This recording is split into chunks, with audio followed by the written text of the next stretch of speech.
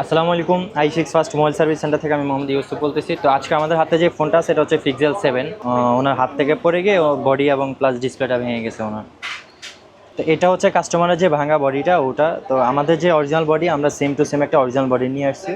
তো এখন এখানে হচ্ছে আপনার ওইখান থেকে যে পার্টসগুলো আছে ওগুলো এখানে আমরা অ্যাসেম্বল করব। দেন তো এগুলো আমরা কীভাবে করি দেখুন। এটা হচ্ছে আমাদের যে 100% অরিজিনাল ডিসপ্লে ওটা, আর এটা হচ্ছে কাস্টমারের যে পুরনো ভাঙা যেটা ওটা।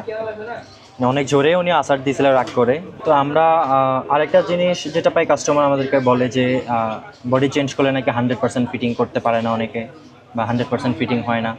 তো ওই জিনিসটা আমাদের কাছে আমরা 100% একদম অরিজিনাল যেরকম ফিটিং থাকে সেম টু সেম ফিটিং করে দিতে পারবো। আরেকটা জিনিস কি, বডি চেঞ্জ করলে অনেকে মনে করে যে নেটওয়ার্কের প্রবলেম করে।